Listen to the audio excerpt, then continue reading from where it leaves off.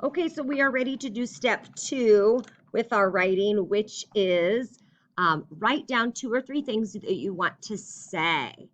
And that's important because as a teacher, I've gotten thank you letters. Last year, we did this whole thing where students picked teachers that they knew in the school that they wanted to thank, and they wrote thank you letters to them. And it was so sweet. I still have them. I kept them. I'll probably keep them forever. Um, because it was really nice getting thank you letters from students. But the ones that were my favorite had some specifics in there. Some of them I got and they just said, "Thank you, Mrs. Yankee. We love you." And I mean, that's still nice. It was thoughtful, but I like it when they give me something specific that they're thankful for.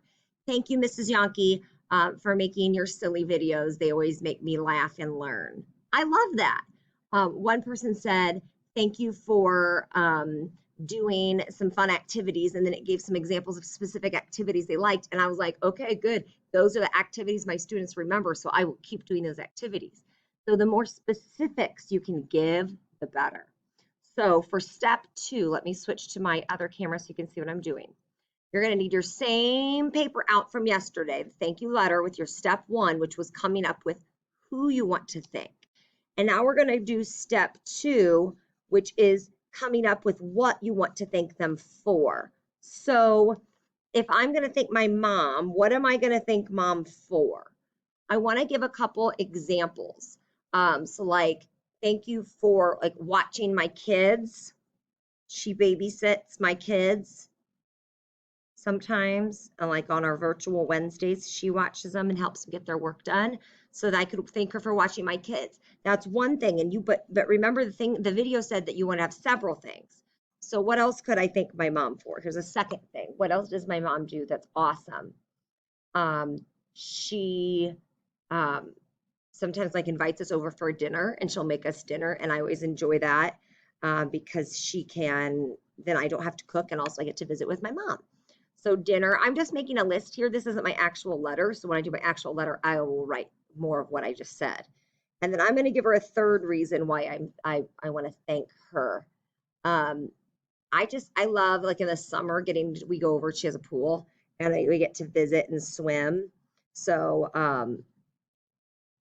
swimming in your pool. So those are 3 things that I could thank my mom for. So what I want you to do today is you're going to pick the people off of your list. If you have a lot of people, you don't have to do it for all of them. Like if you have like a list of 20 people, you don't need to do it for all, but pick a couple of them and write down what you want to thank them for. So then if I'm going to do Mrs. Kling, you don't have to go in order. I might thank her for getting the crayons. I asked her for crayons and she got those. She always helps with students when needed. That doesn't really apply so much to you guys, but in person, when I need help with a student, like somebody's having a rough day and I need some help or they need a break, she's always really good at helping with students. And then I like to give her a third thing. You guys won't believe this, but Mrs. Kling likes to sing. And sometimes she comes down the hallway and I always tell her she has the voice of an angel because she isn't that great at singing. Her singing voice is a little bit eh, but it's hilarious because she'll walk down the hallway and she's got a song stuck in her head and she says, "Ooh," and it just always makes me smile. So I like it. I thank you for singing and like it and cheering me up. So those are some things that I could write specifically in my thank you notes to make them more personal and make them more important and matter to them. So I'm going to keep doing this on this page for my dad and for Mr. Sprunger. Oops, I need to put a box on that. That's okay. Because I want to have lots of choices. And then I will also decide which one I want to write so that tomorrow is going to be writing day, that we could just get right to work and writing. So make sure that you finish step 2 today, which is brainstorming some things of what you want to say to thank them for each of your people, and then decide which one you're going to write tomorrow or for tomorrow. Have it all ready today. All right. Happy writing.